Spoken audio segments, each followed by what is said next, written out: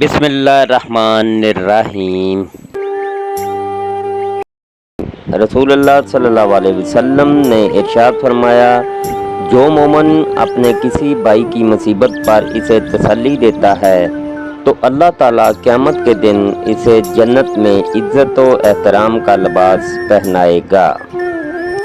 رسول اللہ صلی اللہ علیہ وسلم نے ارشاد فرمایا، جس جوان نے کسی بوڑھے شخص کی اس کے بڑھاپے کے سبب تعظیم و تکریم کی، اللہ تعالیٰ اس کے بڑھاپے کے لیے ایسے شخص کو مقرر کرے گا جو اس کی تعظیم و تکریم کرے گا۔ رسول اللہ صلی اللہ علیہ وسلم نے ارشاد فرمایا، جو اپنے چھوٹے بھائی کی پوشیدہ طور پر مدد کرے، اللہ تعالیٰ دنیا و آخرت میں اس کی مدد فرمائے گا۔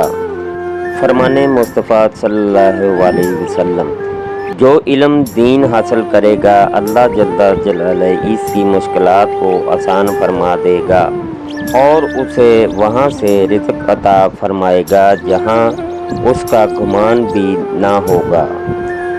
فرمان مصطفیٰ صلی اللہ علیہ وسلم، اگر تم چاہتے ہو کہ تمہارا دل نرم ہو جائے اور تم اپنی مرادوں کو پالو تو یتیموں پر رحم کیا کرو۔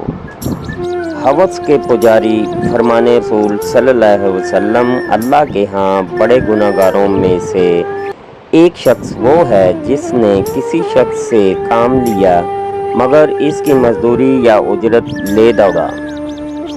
لوگ سمجھتے ہیں بادشاہ کامیاب ہو گئے، دولت والے کامیاب ہو گئے، اعلیٰ عہدوں والے کامیاب ہو گئے۔ قرآن کہتا ہے، قد افلح المؤمنون، بے شک کامیاب ہو گئے ایمان والے۔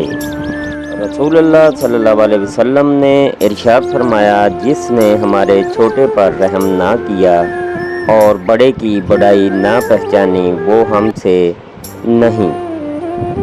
رسول اللہ صلی اللہ علیہ وسلم نے ارشاد فرمایا، ماں باپ کی خدمت و اطاعت سے رزق اور عمر میں برکت ہوتی ہے۔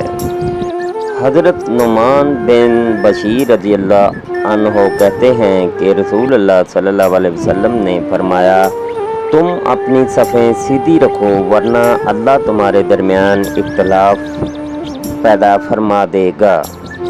نرمی، رسول اللہ صلی اللہ علیہ وسلم نے فرمایا، اللہ تعالیٰ نرمی کرنے والا ہے اور نرمی کو پسند فرماتا ہے، اور نرمی کی وجہ سے وہ کچھ عطا فرماتا ہے جو سختی کی وجہ سے عطا نہیں فرماتا، وہ اس کے علاوہ کسی بھی اور بات پر اتنا عطا نہیں فرماتا۔